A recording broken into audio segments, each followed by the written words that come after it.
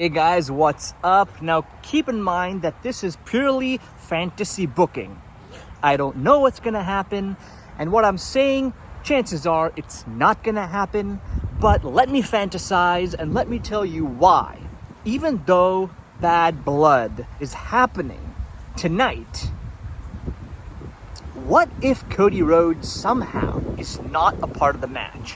What if he gets beaten up before the match? And no, not in the beginning of the Bad Blood PLE, but I mean right before the main event match. Right before he's about to just enter the ring, he just gets destroyed by the new bloodline.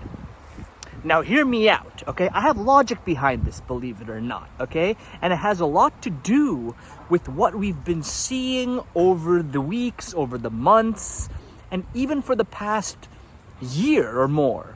Right? And Triple H is all about long-term booking. Now, we all know that Kevin Owens is not happy with Cody Rhodes teaming with Roman Reigns, right? But it's not just Kevin Owens. Even Randy Orton is not too sure about Cody teaming with Roman Reigns. But there's another person who would not be happy with Cody Rhodes teaming with Roman Reigns. And he guesses the final boss, The Rock. The man who calls Cody Rhodes fans as Cody Crybabies. The man who whipped Cody Rhodes with his belt, made him bleed. The man who talks smack about Cody Rhodes' mom. Right? The Rock, who also challenged Cody Rhodes for a match. He would not be happy with Cody Rhodes teaming with Roman Reigns. Think about it this way, it's a family thing, right? What's the bloodline? Bloodline is essentially a group of gangsters, right? Run in the family, right? It's family. You fight for family, you fight against family maybe sometimes, but you need to be part of the family, right? The Samoan dynasty. And The Rock, time and again, said, he acknowledges Roman Reigns not just as the tribal chief at that time, but also as a cousin, right? As a brother. There's that family respect that's there as well. And even though you have the new bloodline right now versus the old bloodline or the original bloodline, at the end of the day, it's still that sort of unsaid rule that a lot of gangs have, where you need to keep it within the family, and it's considered cowardice if you have someone from outside the family, getting into your business.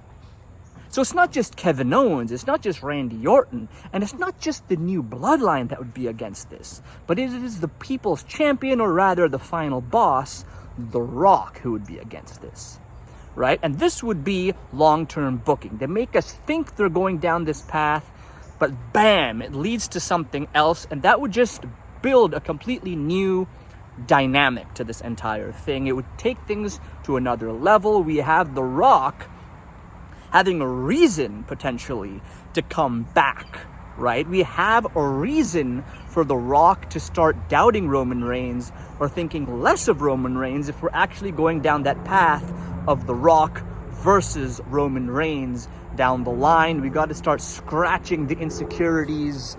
We got to start building possible conflict and dilemmas, and this whole family rivalry, this bloodline rivalry totally makes sense. And with this Cody Rhodes angle, I feel it could work.